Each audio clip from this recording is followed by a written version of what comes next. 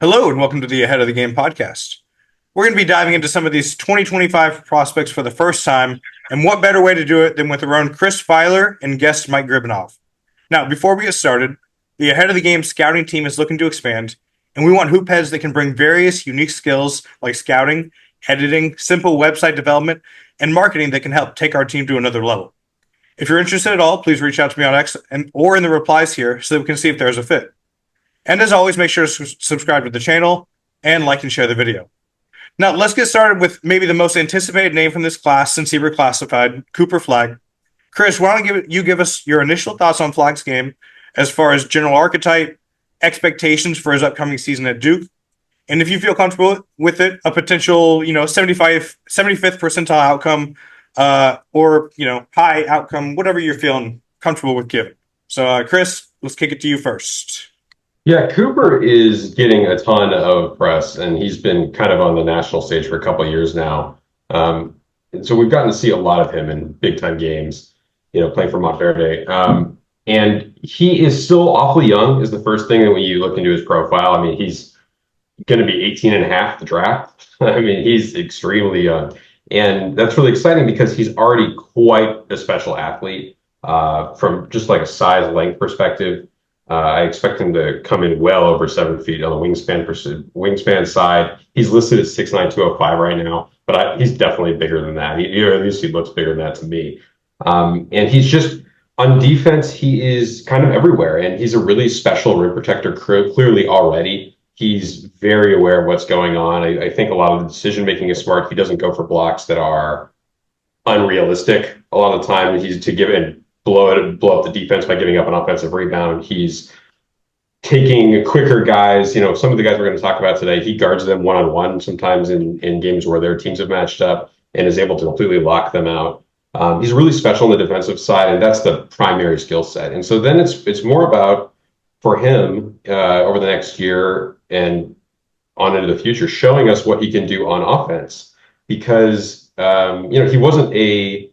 he wasn't a number one scorer all the time. He doesn't put up gaudy scoring numbers constantly. He's still improving the shot from everywhere. He's got some really nice pet moves, like his little mid-range fade that he can just get up and stay up in the air and make that shot with pretty special consistency.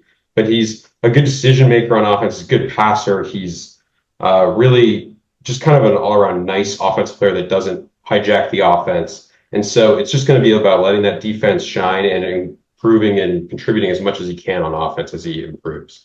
What do you think, Mike?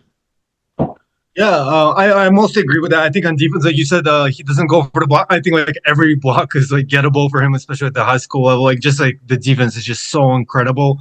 I think definitely like it's been discussed so much. I feel like even for your listeners, I don't know if there's like as much to talk about Flag that we have everybody hasn't heard already. But yeah, I guess like it's interesting to think about like some of the shortcomings maybe like on the offensive end, but then you think about like somebody like Anthony Davis, who was pretty much like a really talented athletic defensive prospect also at the same stage.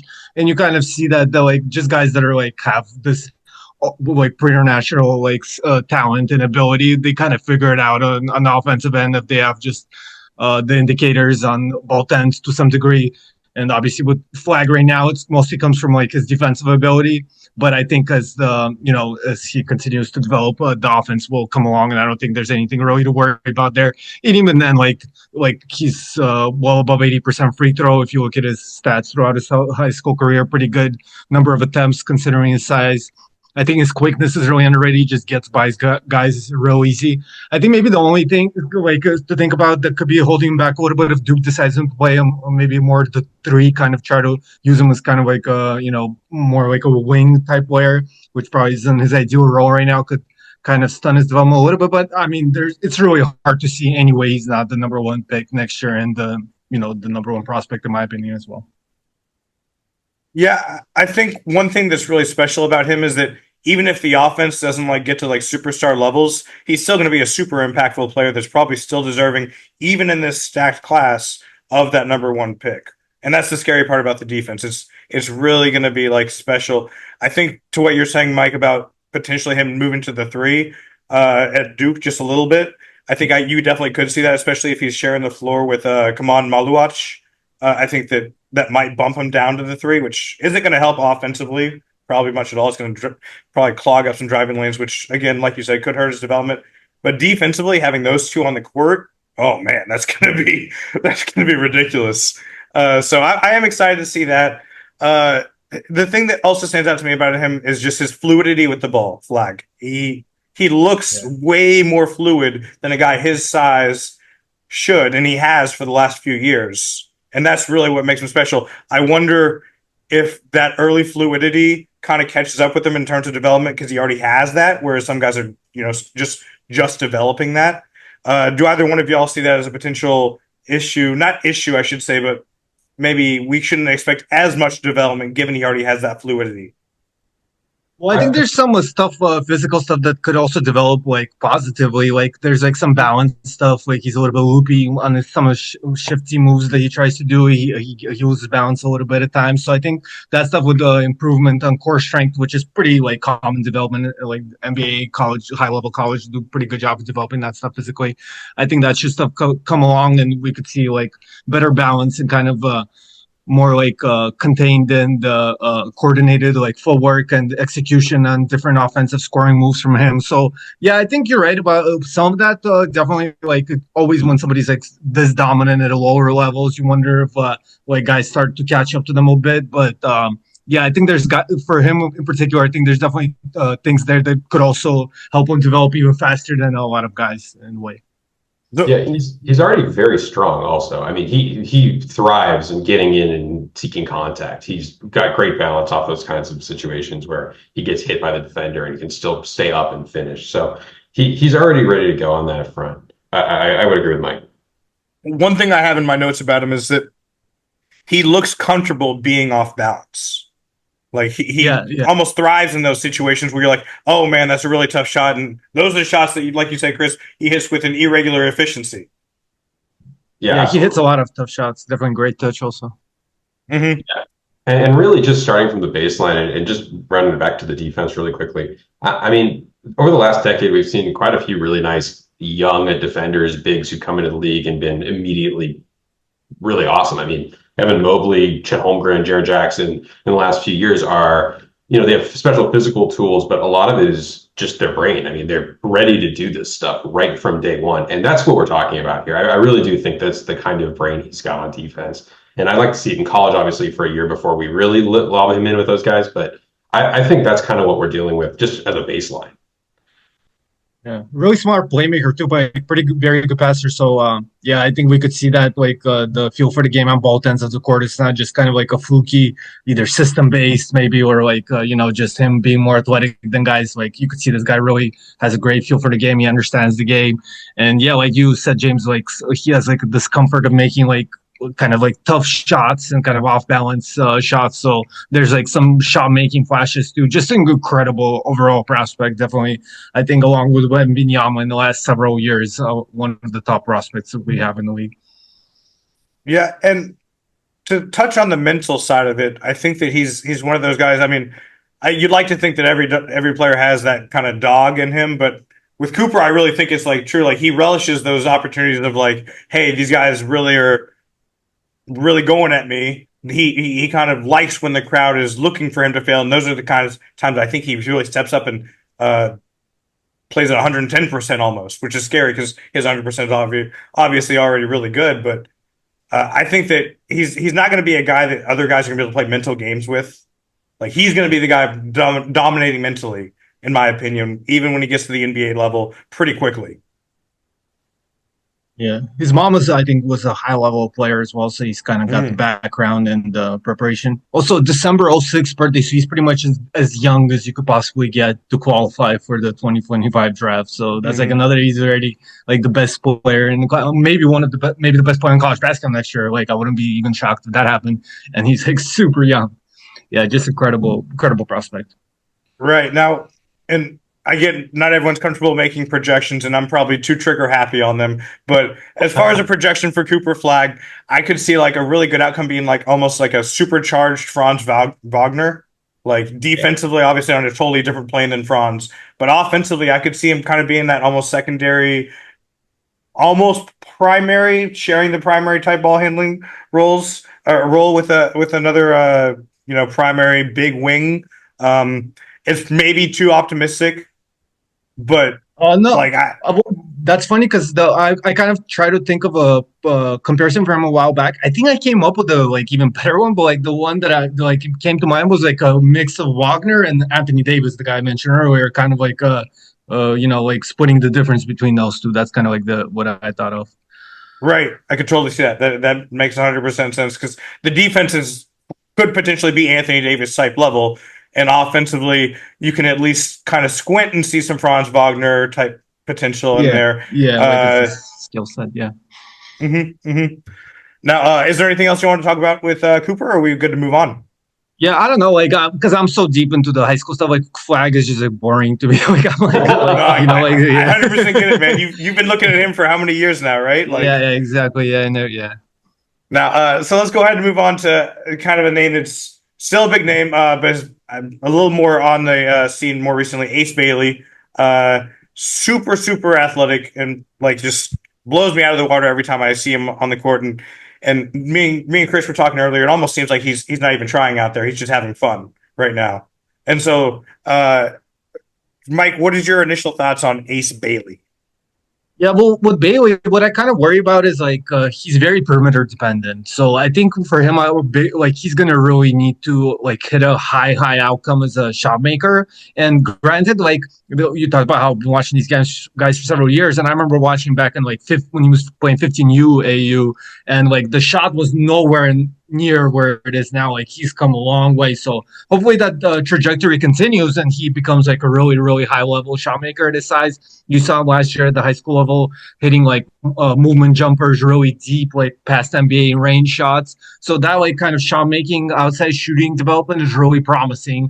And I kind of hope to see more of that from him. And that kind of, in my opinion, like the way to his upside is that. And then on the defensive end, because at the high school level, obviously it's pretty hard. Like he plays the center first high school team. It's kind of like difficult to tell like how much he could exactly provide on that end of the court because he's such a great athlete. Obviously, there's plenty of reason for optimism, but there's also like some questions about his feel level and kind of recognition, awareness, and like you said, sometimes we're not sure if he's like going all in as far as the motor and stuff like that.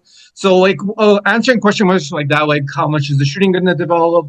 What is the feel level like? Is he going to be able to get to the rim off the dribble? Is he going to be able to utilize that athleticism in the half court offensively as much as he should? And on the defensive end, how good is he going to be? It's definitely some question marks, but definitely a ton of talent for him as far as, like you said, the athleticism, the ability to hit those deep shots at like 6'7", 6'8", and another guy who's really young even for the freshman class. Yeah, he's going to be just under 19, like you mentioned, at the time of the draft. So again, very young. Couple guys at the top of this draft here. He's so interesting because he's so talented that it really doesn't feel like he's trying very hard in a lot of the high school games, even the big time games. I mean, I was watching a game back in January, and he just makes some unbelievable defensive plays when he focuses for 5 seconds. Like he's blocking a shot near the rim, playing center, like you mentioned, Mike, and then he jets out to the perimeter, blocks the shot at the 3-point line, and then starts flexing for the crowd while the ball is live. And his teammate tries to pass him the ball, and it goes right past his legs.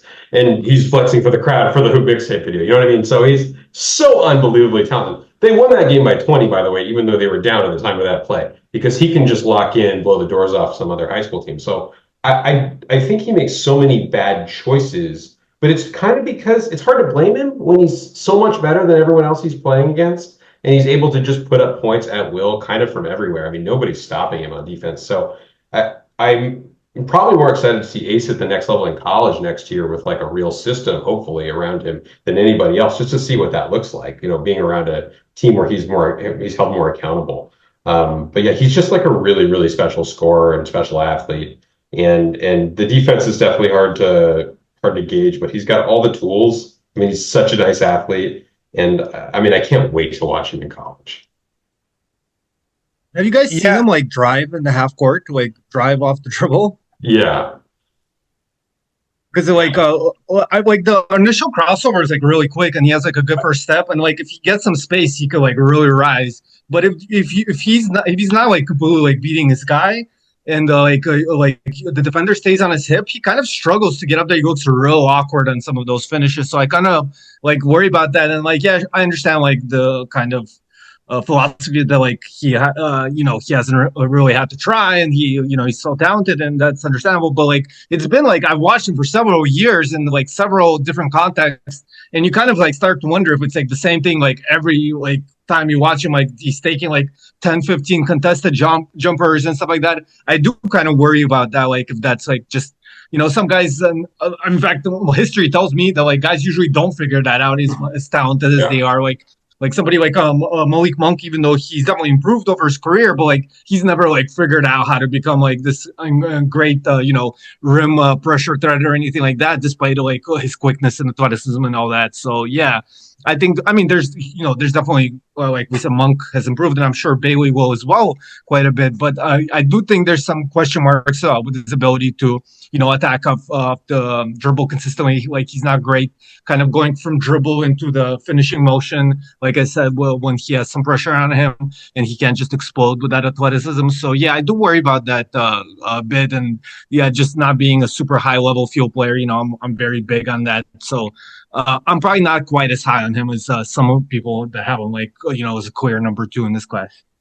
So to me, for him to justify that clear number 2 designation, he needs to show more passing skills than he's shown so far. I think in college, and maybe paired with Dylan Harper, it's going to be like he's going to have that other guy he's comfortable passing to, that kind of other top dog.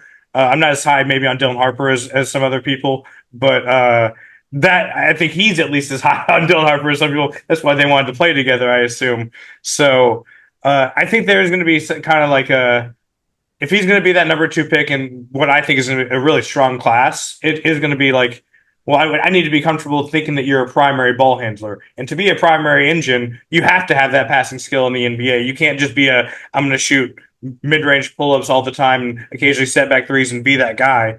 One name, again, in this play, 95th percentile outcome, but because the passing is just not there. But Tracy McGrady, if he became some elite passer, because that's what Tracy McGrady was, an elite passer, incredible passer.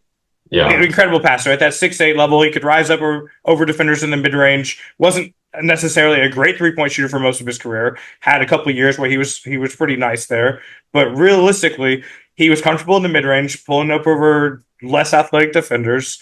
And he could find cutters. He could find open guys when the defense would collapse on him. And that's where he thrived. And if Ace Bailey is going to thrive in the NBA as a kind of top dog, he's going to have at least some semblance of that passing ability. He's never going to be T-Mac as a passer. Let's get that clear. Never going to be T-Mac as a passer. But he's got to have some semblance of I'm going to make you pay if you're sending more help at me. And I'm just not sure I've seen that from him yet. But again, it could just be because he knows at the level he's at right now, he can just kind of BS his way through it and then lock in at the end of the games and put the team on his back. And he is young, he'll make some like basic reads when they'll double team him like in the mid post or something like that, and he'll kick it to a cutter under the rim. But I was thinking, like, what do you guys think about the Rutgers fit? Like with him and Harper, like obviously 2 really talented guys, but Rutgers was the worst offense in the country from high major teams last year.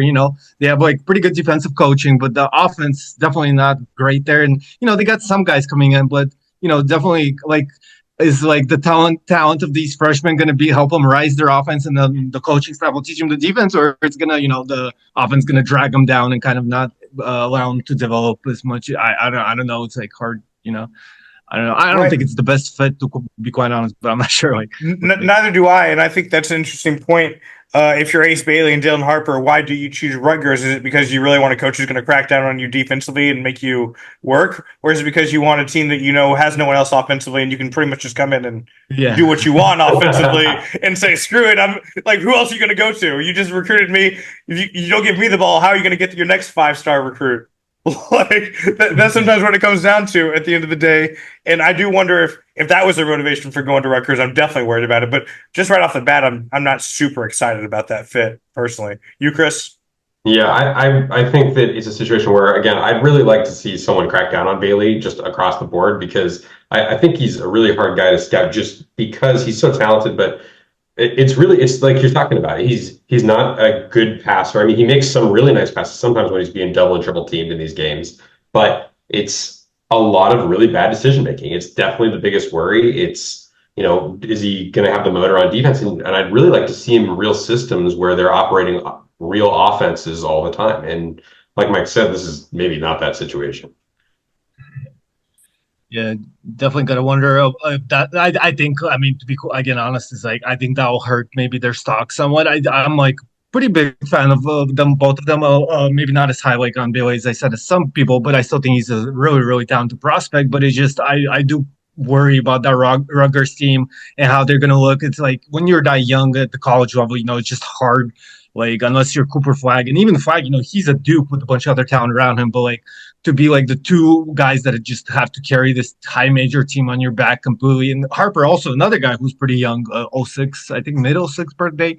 So, yeah, like I don't know. I think they're gonna have some really tough, like low efficiency games, and like statistically, I think sometimes will not come out looking super great with like some high turnover, low shooting percentage performances, stuff like that. Absolutely. So, what are your thoughts on Harper? Let's transition to him now that we're already talking about Rutgers. Yeah, I like Harper quite a bit. I really love his size and his versatility. I think his at the high school level and probably in Rutgers and what's it called, but definitely in like high school AU, he always kind of played the primary ball handler role. But I remember it's funny story. I've told the story a few times, but what's it called? I went to like an all-star event and I accidentally ran into him and I almost got knocked out because this dude is like huge. He's like probably I'm about 6'4" in shoes. He's probably about was an inch taller than me, I'd say, but he's like 240 and I'm like skinny as a twig. So, but he was nice. He apologized, even though it's my fault I ran into him. But yeah, like he's like enormous, and I think he could even like play some floor in the NBA, and definitely like 2, 3. So I think what people got to realize is he'll eventually be more of like an off-ball guy, and he's also very very good defender, very again versatile defender because of that size and strength. So I think his ability to contribute to off-ball as well as run some offense, make plays. He improved some of the high school senior stuff. I was pretty impressed with seeing him make like skip passes and kind of these longer like directly out the dribble passes out of pick and roll and stuff like that. So he's showing some kind of development there. He's consistently improved throughout his high school career. Definitely you worry a bit, as we kind of touched on earlier, anytime like a high school guy is really dependent on his power and strength. A lot, as guys catch up with their physical development, he might lose some of that advantage. But outside of that, I think there's quite a bit to like about Zone Harper. Yeah, Harper's. I agree with a lot of that. I think I do worry about the use of his bullying style in high school. I think when they're beating up on the little guys, like you mentioned, Mike, that does make me nervous because that a lot of that's not going to fly at the next level. He really struggled in a lot of the big group games where he was playing against the other high prospects. Whenever I think he got matched up against VJ Edgecombe like 3 times during the season, and that was tough. Now VJ Edgecombe makes everybody look a little less athletic than they are, but I think he struggled a little bit in those kinds of games, and I worry about him moving up. And I'm excited to see how it works at the college level, just from an athleticism perspective. I think really the major thing I'm looking for is can he start improving the shooting a little more? Because if he can, he's such a good decision maker, and I love when he really. I mean, he's huge. You're right, he's huge, and so he can bully those guys. It's a great skill to have. It's just if that's the only thing you can rely on, or if that's a major part of your game at the next level, that's tough if you're not a freak. And so if he can keep working on the shooting, keep improving the shooting, and get the volume up, and he's more of a threat out there, that's going to be a lot more useful of a skill, the bullying and being able to get in, rely on the threat of the jumper to get in and put pressure on the rim and really take advantage of his creation. So that's really what I'm looking for. And otherwise, I generally agree. Yeah, I think that Mike, you hit it on the head when you say he's going to be an off-ball player eventually. And I see him being a really good connective passer in that role because, like Chris said, he's really, really smart. I don't think he's a good enough passer to be a primary at the highest level, but he's definitely a good enough passer to be a really good connective secondary, tertiary type player. I hadn't thought about him at the 4. That's an interesting idea because he definitely has like the strength. Because again, every time I see him, I'm thinking this dude's just way stronger than the guys he's going up against. So at Rutgers, does he already start transitioning into that kind of off-ball role, or are they trying to force him into that primary role and put Ace as kind of the secondary? Because I think that if you're trying to help both of the draft stocks, you would put Ace as the primary and Harper as the secondary. Yeah, but unfortunately, I don't think they're going to do that. But Right, you're right. absolutely not. But I don't think that's like a huge deal. I think it might hurt his stock a little bit in the draft, but like long term, I don't think that's a big. You know who his dad is, right? Ron Harper. So Right. I think that if you remember Ron Harper's career early on with Cleveland, he was like a primary guy because they had like spent like this high draft pick on him. But then eventually, like what he's remembered for and kind of like his best role at the NBA level was, of course, playing like an off-ball point guard for the Bulls next to Jordan and Pippen, and being like this great defender. So I think that's kind of like Dylan's like future with time comparisons. I think that one almost fits perfectly there. Yeah, are you worried more about Bailey or Harper at Rutgers, though? I mean, Harper, Bailey's kind of going to be able to score, even if it's just bad choices. They're both going to probably have pretty low field goal percentages, like you mentioned. But I'm worried about Harper because I think maybe his scoring is going to jump off the page in a bad system more. What do you think? I would say about equal, but it's like different. I think Ace may have like kind of lower lows and higher highs, whereas with Harper, it's kind of like throughout, like he won't get like kind of the opportunities and some of the developmental stuff, like James alluded to, that he might have gotten in a kind of more savvy offensive coaching staff. Yeah, and if the jump shot doesn't pan out for Harper in terms of like defenses have to respect him, where does that put him in terms of NBA role? Yeah, that's definitely. I keep wanting to say that, but yeah, like for me, like the big thing with Harper, I'm like kind of a optimistic and a believer into his jump shot, but definitely if you're not as high on that, then there's definitely reasons not to be as high on that, considering he was like I think high 60s free throw percentage throughout AAU, and there's like the percentages are pretty up and down from 3-point range, but the mechanics look pretty good. He's been able to hit them in a relatively versatile amount of shots, whether off movement or off the catch, off the dribble, hitting them from deep NBA range, and especially in some of the high school stuff. So yeah, I'm somewhat optimistic about the jump shot coming around, but definitely if it doesn't, and if you're not, and if you are a little bit more pessimistic on it, I think that could hurt his stock. That would kind of be like the weakness, kind of the downside on him. Now, would it be crazy for me to suggest, if the jump shot doesn't pan out as much as we're hoping, a kind of short role for him, as in like he's the guy setting the screen and then getting to that 15-foot range and making the decision from there based on how the defense, almost like a Draymond Green. I don't know. I'm really into that type of archetype recently. I don't know why, but I mean, if I was in the NBA, if I was coach, I'd love to do stuff like that. I'm not big on like positional size per se, and definitely at least trying stuff like that. I would love to do it, but like I don't know how. It depends how progressive kind of like his coaching staff is going to be as far as like that type of philosophy. James, I can see into your brain. You're picturing Amen Thompson right now, but I'm not sure that Harper is quite that level athlete. No, he's not that level of athlete or passer. Yeah. He's much stronger. Yeah.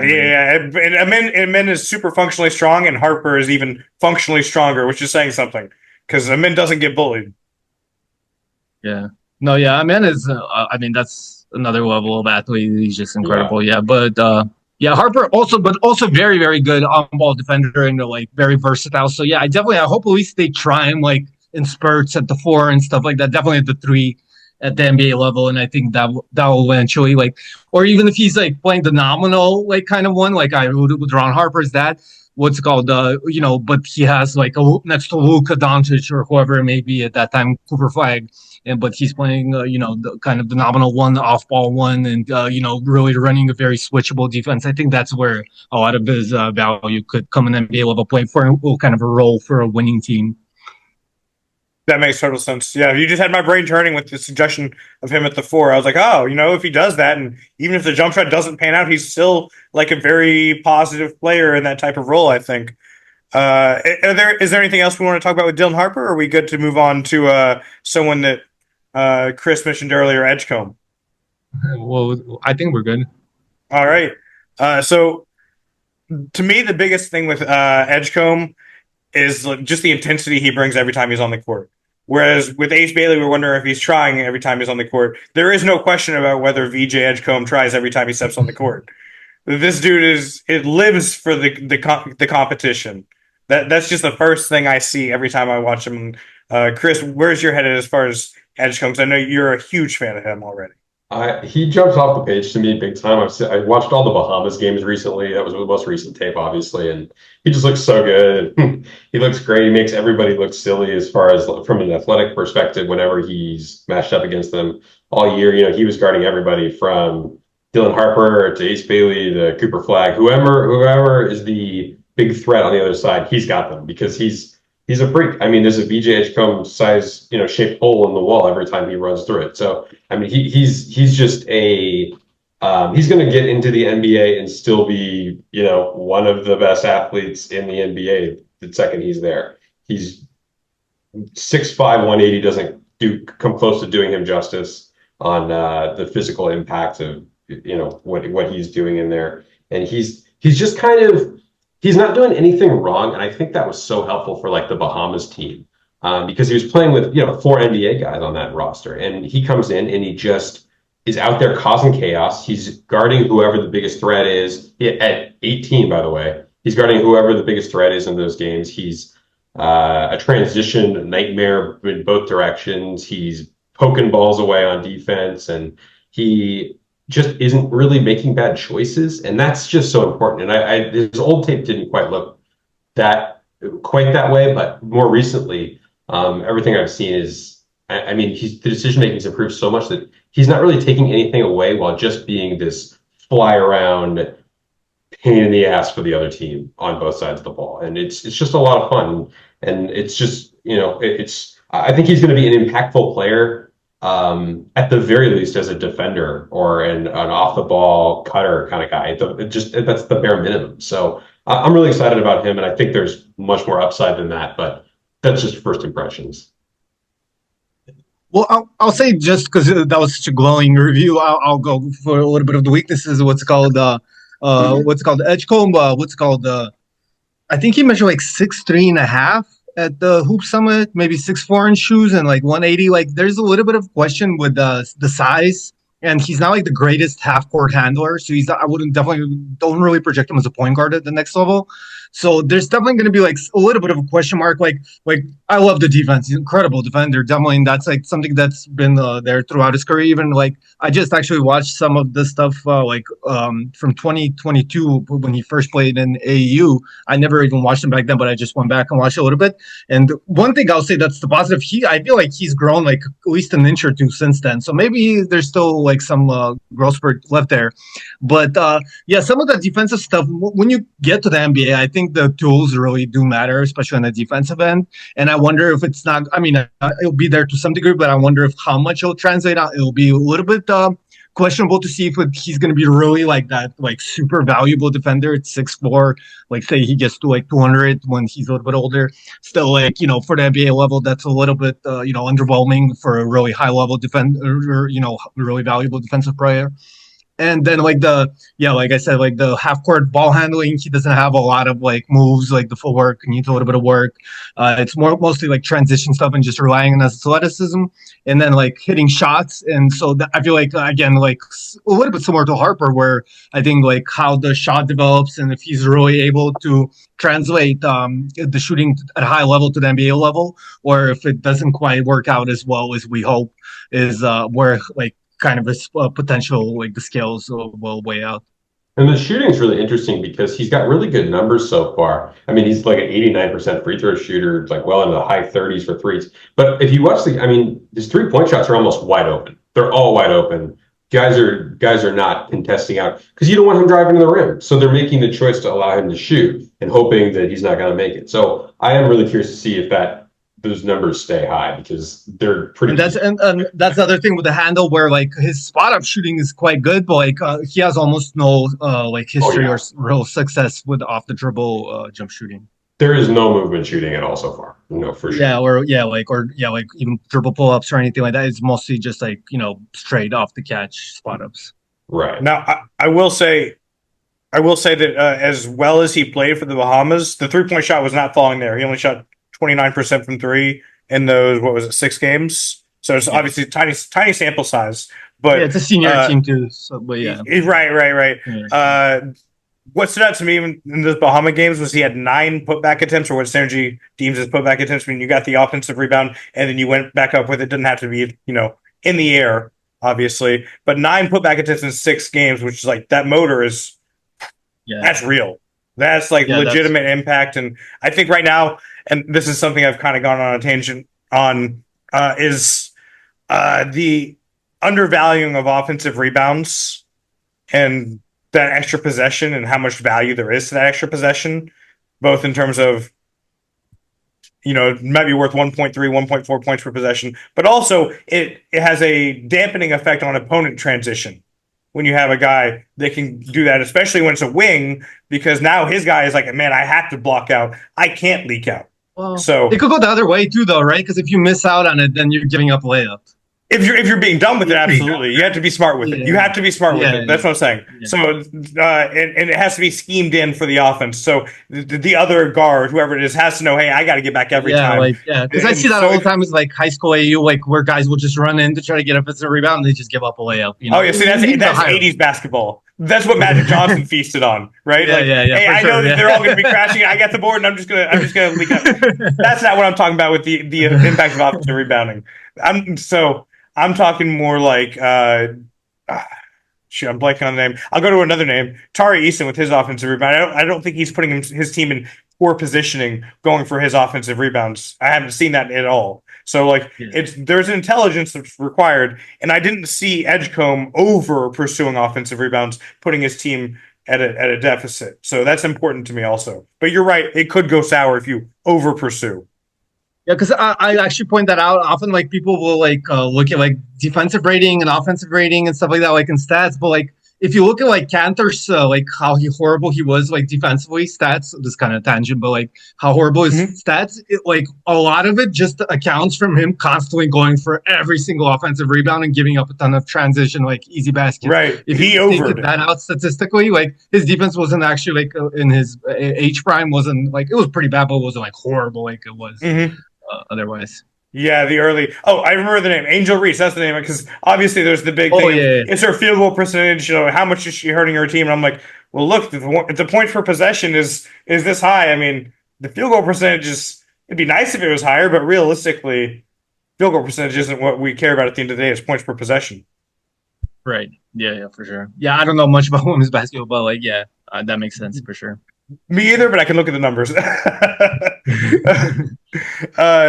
Anyways, is there anything we wanted to talk about with VJ Edgecombe as far as projections? I was going to say, because I keep bringing up the fits, and I think that one thing is I really like the Baylor fit for him, and especially with the shooting. I think Scott Drew has a really good history of developing shooting and shooters in particular. So I think that's like kind of like the positive spin on his shooting is like with the Baylor fit. I think there's reason to be optimistic that the jumper will continue to develop and stuff like that. Yeah, that makes sense. Development sometimes makes all the difference. Now, let's go ahead and move on to a guy that I think, in my opinion, might be the best point guard in the class, Nolan Traore from France. I'm really blown away with just kind of his ability to manage the game and look really composed in high-pressure situations. Chris, what are your thoughts on Nolan? Nolan has insane processing speed. It is a blast to watch him just kind of run offense and make quick decisions, even in like broken down situations like offensive rebounds or whatever. He always makes the correct pass. It's an absolute blast to watch. He is a good athlete. He's got pretty good size, like he looks like he has good size, 6'3", 175. I guess I've been watching the high school games too much. He's on the U18 games. I'm hopeful that the shooting is improving. I know in the FIBA games recently, the 3-point percentage is up north over 40, which has really been his big problem. I mean, he's not shot well from anywhere. And the free throw percentage is still a wreck. It's still like 61%. So really for him next year, I just want to see shooting improvement because I think he's such a smart basketball player. Like the defense is fine. I don't know if he's like really good at that, but a lot of the teams he played on were switch heavy defenses. And so it's hard to see exactly how his screen navigation is really progressing. I I just think he's got some nice scoring touch. He's good around the rim, but he's just not a great athlete. So the shooting's so important for a guy like this, because if he can't shoot, I don't even know what we're doing here. But if he can even get to like average, what a fantastic starting point guard to have for 10 years, even if he's never like a real star. Yeah, with Traore, like he's like the what is it called, boom bust guy for me. Like I'm kind of lower, I think, on Traore than most people, but I definitely see like a ton of the upside. Like the creativity with the passing is incredible, as Chris touched on. Like just some of the I saw this one pass in the Israel game. I think there was like a loose ball in the half court, and he picked it up and just threw it over his head and right to like a streaking cutter. Yeah, you saw that one too. Yeah, yeah, it was an incredible pass. And like there's some stuff like that that's just great. But I mean, you look at he has like pretty bad turnover numbers pretty consistently, and I think like what I kind of picked up on is he's like really good at like seeing his teammates and like making these like really creative reads and finds and stuff. But he's not as good at the recognition of opponents and like defenders, and so that'll lead to a lot of passes that get broken up or stolen or like tip balls and stuff like that. And I think his awareness with that is a little bit worrisome. And like handling double teams, he's often struggles with traps. And then of course like I think he's incredibly quick. Like if you give him like a lane, and but there's a couple problems with that. First of all, like just nowadays in the NBA, you have to be able to shoot from that point guard position. So that he's going to need, no matter how quick he is. Even like Fox, I think Fox is a little bit quicker than Traore probably, but even he hasn't really hit his stride until he started being a more like consistent jump shooter from the outside. And so Traore hopefully will be able to get to that level. And then second of all, I do think like playing in those European tournaments, the athleticism was a little bit different. Even watching like Dylan Harper in the FIBA U18, like he got to the rim pretty much like well. I mean, for him, it's more based on strength, but also like his quickness looked a lot better in those. I wonder how Traore would look as far as like, I'm sure he'd still be one of the quicker guys out there, but I don't know if it'd be as dominant, as impressive getting downhill against, high level AAU guys or like D1 guys or let alone NBA players. And what was I going to say? But yeah, and like the other thing, he's a little bit smaller and not quite as strong as like Harper. So I don't see a lot of like off ball upside there. So for him, it's pretty much kind of like, I don't want to like kill him too much because it's like kind of harsh, but like kind of like a Sharif Cooper thing where like if he figures out how to be good enough to get that role to have the ball, he could be really, really impactful and probably the number 2 guy in this class. But if he's not quite good enough to be given the ball and to have an offense to run through him, like the value goes a lot lower at that point. So I guess if the shooting doesn't pan out for him, the question is, can you be Andre Miller and succeed in the NBA, in today's NBA? Because sure. that kind of passing creativity, like honestly, Miller is someone I was a huge fan of growing up. Obviously, in today's game, his game is a lot harder to get by on. Just the inability to shoot three because everyone's going to be playing 5 feet under every single time they set a screen. So it's definitely interesting. I agree with you, boomer bust. Like if he hits with the shooting, I agree with Chris. Maybe he's not an all-star even. I think he probably is, but maybe he's not. And he's still a player you're happy to draft because even if his individual numbers, like he's not scoring whatever they're looking for from an all-star, 20 and 10 or whatever it is, he's going to be having a positive impact. I feel very confident that if the shooting is there, he's going to be a positive on-off kind of guy. Like his team is going to play better with him on the court than when he's off the court. He might be destined to be a long-term backup point guard if he can get the shooting up to like passable, just like kind of in the Tyus Jones mold. That's kind of what I'm thinking. It's hard for me to see all-star upside unless he really can shoot in the future, and there's just not really a lot of indication of that so far. He's really fun, and I think you need winning players, and I think he can be that guy if he can get to passable from shooting. You don't have to be, not everybody has to be an all-star. And so maybe 2 on the board is a little high, but he's just a guy who has a major weakness that they have to get to at least passable. Otherwise, this is not. He's a total. He's going to totally lean towards that bust side of that conversation. Now, to me, he's a guy that even if he's like your primary, but not scoring 25 a game, that's fine. You want the ball in his hands because he's going to be setting other guys up. And so, like, I don't necessarily think the scoring has to be there as long as the jump shot is respectable enough The defense can't just get under the screen every single time. It's like, okay, well, now you got to be setting the screen at 18 feet for him to get to that mid range or something like that. I will say, though, I was super impressed with his ability to split hedges.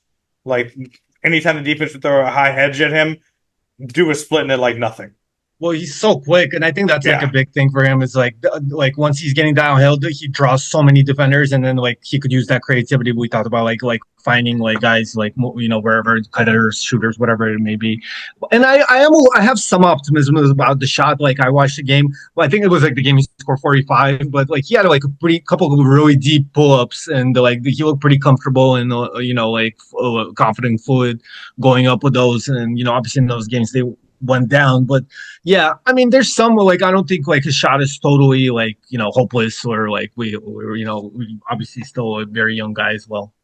Yeah, right. More to the awareness issue also that you brought up earlier, Mike.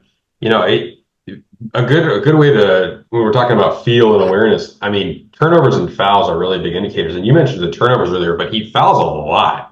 Like he fouls a ton for somebody who is not racking up steals and blocks. Yeah. So it's really interesting for a guy who seems like a high awareness guy to have numbers that had. It's really an interesting dichotomy here.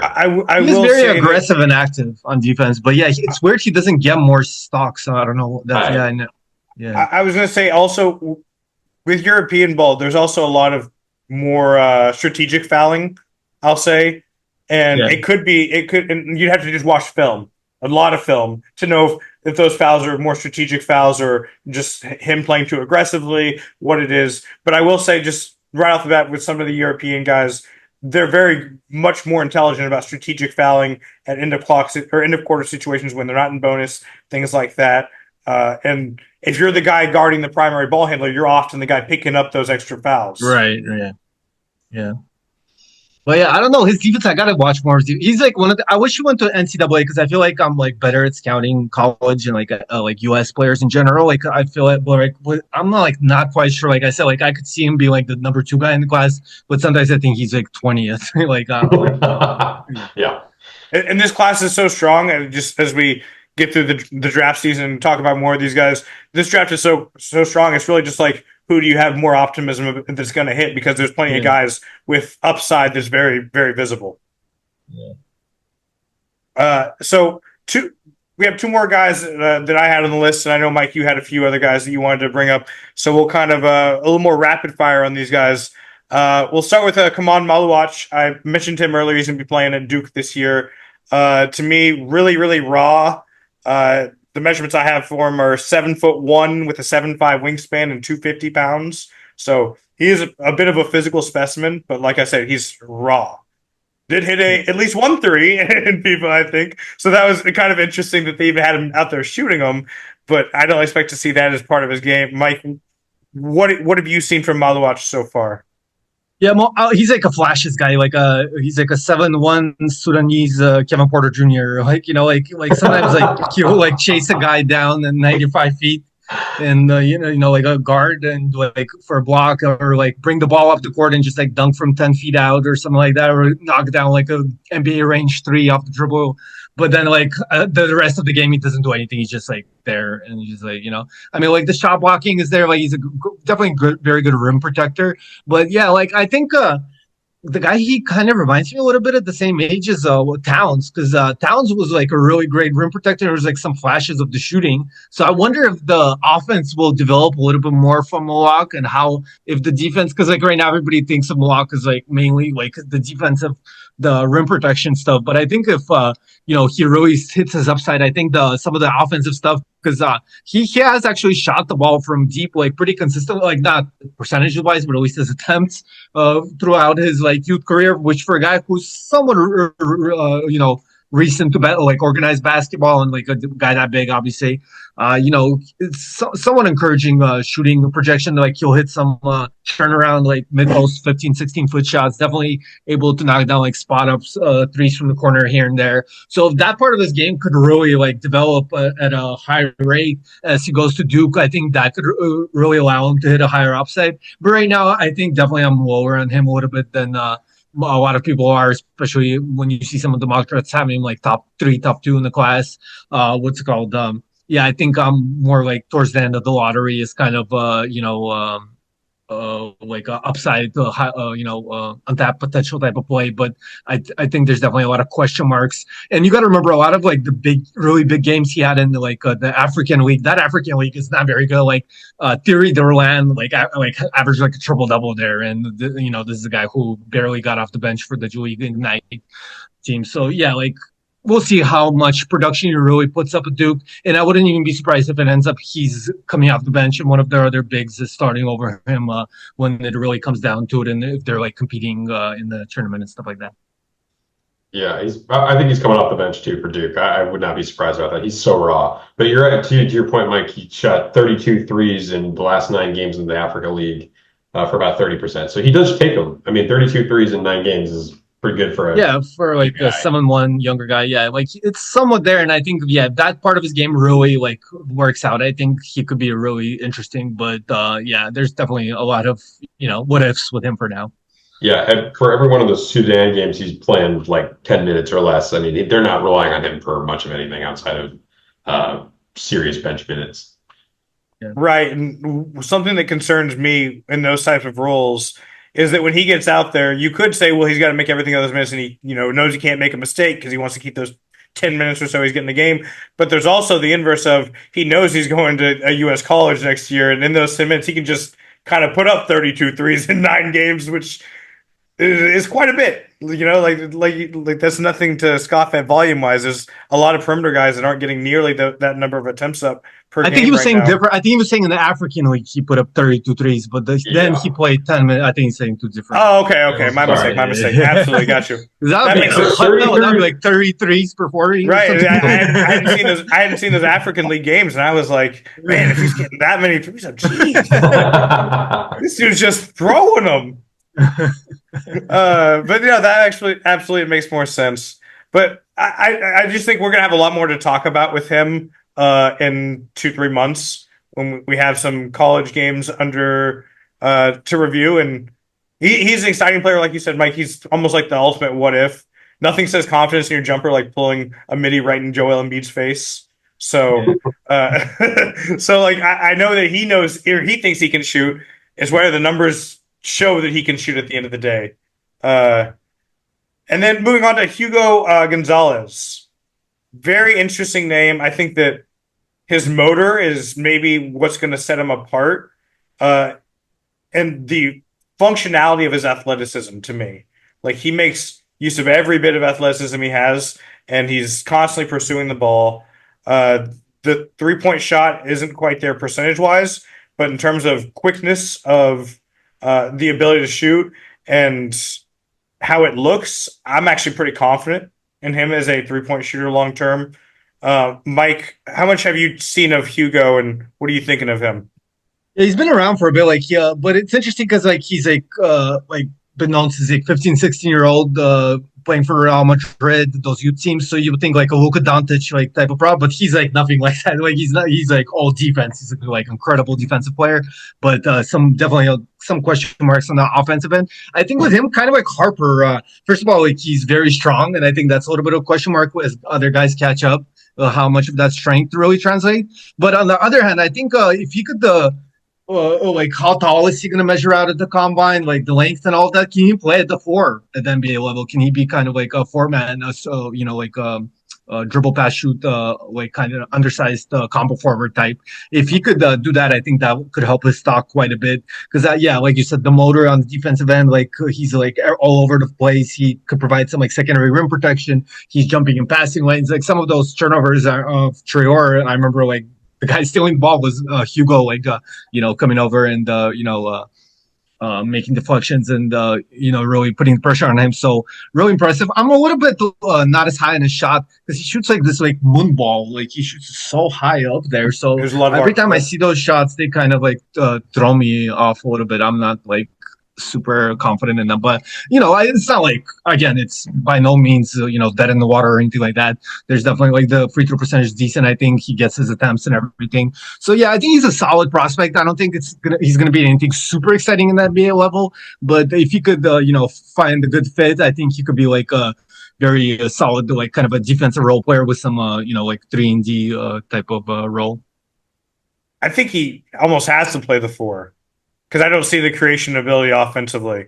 I think he's like the 4 is clearly to me the place that he's most likely to succeed. Maybe I shouldn't say he can't succeed as the 3 because you never know with development, but right now to me that's the clear path.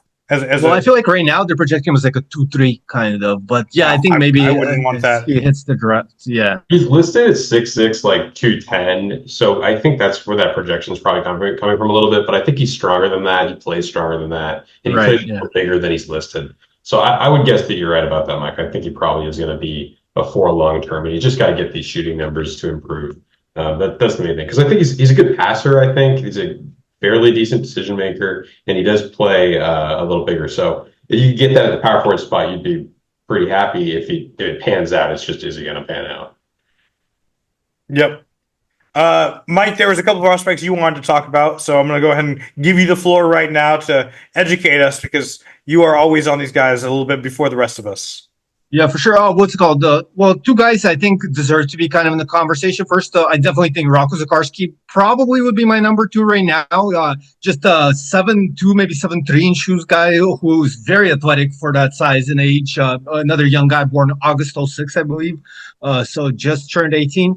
And has like all the kind of prerequisite like big man skills, like finishing inside, really quick off his feet again for the size. Excellent rim protector already, big time defender and pretty decent, like relatively for 7'3" guy who like can move his feet a little bit. Like some people project him as kind of like a Gobert type.